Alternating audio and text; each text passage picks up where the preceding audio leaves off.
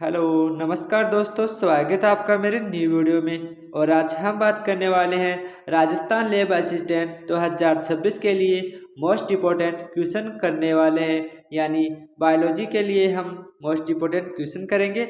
आपको बता दें, एग्ज़ाम लगभग अप्रैल में होने की पूरी संभावना है। तो चलिए आज हम बायोलॉजी के मोस्ट इम्पोर्टेंट क्वेश्चन करते हैं राजस्थान लैब असिस्टेंट के लिए। तो देखिए, हमारा पहला क्वेश्चन है, शैवाल तथा कवक परस्पर मिलकर किसका निर्माण करते हैं। यानी शैवाल और कवक परस्पर मिलकर किसका निर्माण करते हैं। लाइकेन का, यूकेरियोटिक कोशिका का, माइकोप्लाज्मा का, या उपरोक्त में से कोई नहीं। तो इसका राइट आंसर है शैवाल और कवक परस्पर मिलकर लाइकेन का निर्माण करते हैं।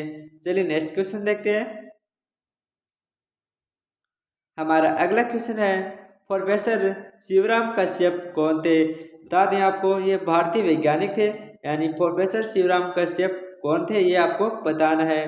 भारतीय शैवाल विज्ञान के जनक, भारतीय कवक विज्ञान के जनक, या फिर भारतीय ब्रायोफाइटा विज्ञान के जनक। तो इसका राइट आंसर है भारतीय ब्रायोफाइटा विज्ञान के जनक थे। यानी प्रोफेसर शिवराम कश्यप भारतीय ब्रायोफाइटा विज्ञान के जनक थे।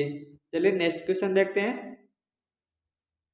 हमारा अगला क्वेश्चन है, फल रहित यानी अनावर्तित बीजी पाद बीजों वाले पादपों को क्या कहते हैं। यानी ऐसे बीज यानी जिसमें फल वृद्धि नहीं होती, यानी अनावर्तित बीजी होते हैं, तो उनको क्या कहते हैं। एंजियोस्पर्म, जिम्नोस्पर्म, या टेरिडोस्पर्म, या फाइटोस्पर्म। तो इसका राइट आंसर है जिम्नोस्पर्म। यानी ऐसे बीज जिसमें फल वृद्धि नहीं होते, यानी अनावर्तित बीजी होते हैं। चलिए नेक्स्ट क्वेश्चन देखते हैं। हमारा अगला क्वेश्चन है वो मूल से संबंधित है। यानी मूल पादप के किस भाग से विकसित होती है। आपको ये देखना है कि जो मूल होती है वो पादप के कौन से भाग से विकसित होती है। परांकुर से, मूलांकुर से, या बीज पत्रों से, या बीज चोल से। तो देखिए इसका राइट आंसर है मूलांकुर से। यानी जो मूल होती है वो मूलांकुर से विकसित होती है। चलिए नेक्स्ट क्वेश्चन देखते हैं। हमारा अगला क्वेश्चन है, परजीवी मूल्य पाई जाती है। यानी परजीवी मूल्य वो कौन से पादप में पाई जाती है। मक्का में, आलू में, या फिर अमर बेल में, या चीड़ में। तो देखिए इसका राइट आंसर है कि अमर जो परजीवी होती है, परजीवी मूल्य है वो अमर बेल में पाई जाती है। और जो अमर बेल होती है वो किसी अन्य पादप पर आश्रित होती है, यानी वह परजीवी मूल्य होती है। चलिए नेक्स्ट क्वेश्चन देखते हैं। अगला क्वेश्चन है, मूल रोम होते हैं। यानी यहाँ पर चार ऑप्शनों में से ये बताना है कि मूल रोम क्या होते हैं। बहुकोशिकी, एक कोशिकी, द्विकोशिकी, या फिर त्रिकोशिकी। तो देखिए इसका राइट आंसर है एक कोशिकी। यानी जो मूल रोम होती है वो एक कोशिकी होती है। चलिए नेक्स्ट क्वेश्चन देखते हैं। हमारा अगला क्वेश्चन है, कुछ मूले यानी कुछ मूल की शाखाएं वर्ती कर भूमि की सतह पर आ जाती है। इन मूलों को क्या कहते हैं। तो इनका राइट आंसर है न्यूमेटोफोर। यानी जो बरगद का पेड़ होता है उसकी जो कुछ मूलें होती हैं वह तनों से निकलती है और भूमि में चली जाती है। तो इन मूलों को कहते हैं न्यूमेटोफोर।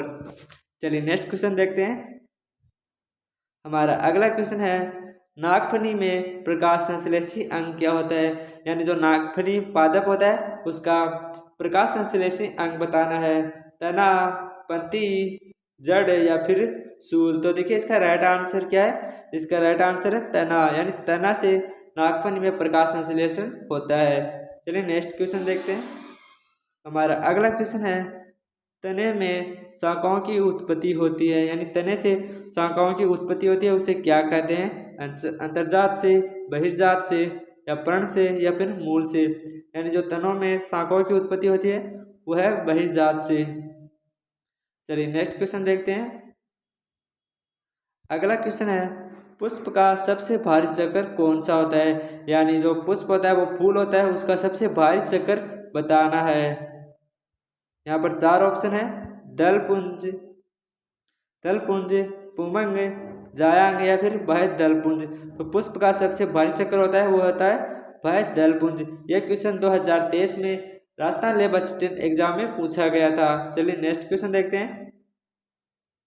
अगला क्वेश्चन है, बीजावरण के भीतरी परत को क्या कहते हैं, यानी जो बीजावरण होता है उसकी भीतरी परत होती है उसको क्या कहते हैं?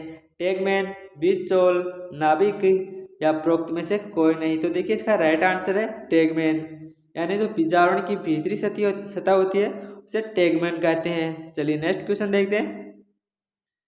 हमारा अगला क्वेश्चन है मूलों के किस भाग में जलावशोषण होता है, यानी जो मूल होती है वो उसके कौन से भाग से जल का अवशोषण होता है? मूल शीर्ष से, वर्धित क्षेत्र से, मूल रोम क्षेत्र से या फिर परिपक्वन क्षेत्र से? तो इसका राइट आंसर है मूल रोम क्षेत्र से, यानी जो मूल होती है उसके रोम होते हैं नीचे की तरफ, उस मूल रोम से यानी जल का अवशोषण होता है। चलिए नेक्स्ट क्वेश्चन देखते हैं। हमारा अगला क्वेश्चन है सबसे पहले किस पादप हार्मोन की खोज हुई थी? यानी यहाँ पर 4 ऑप्शनों में से ये बताना है कि सबसे पहले कौन से पादप हार्मोन की खोज हुई थी? ऑक्सिन की, इथाइलिन की या साइटोकाइनिन की या फिर जिब्रेलिन की? तो इसका राइट आंसर क्या है? इसका राइट आंसर है ऑक्सिन। चलिए नेक्स्ट क्वेश्चन देखते हैं।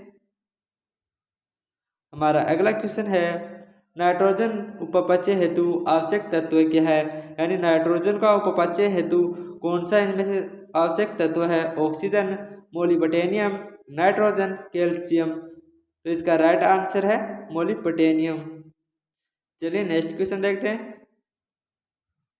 अगला क्वेश्चन है कोशिका में क्रेब्स चक्र कहाँ संपन्न होता है? केंद्रक में, कोशिका द्रव्य में, हरितलोक में या फिर माइटोकॉन्ड्रिया में? तो इसका राइट आंसर है माइटोकॉन्ड्रिया में, यानी कोशिका का क्रेब्स चक्र माइटोकॉन्ड्रिया में संपन्न होता है। आज हमारे मोस्ट 15 क्वेश्चन बायोलॉजी के कंप्लीट हो चुके हैं। अगली क्लास बहुत ही जल्द आने वाली है। धन्यवाद।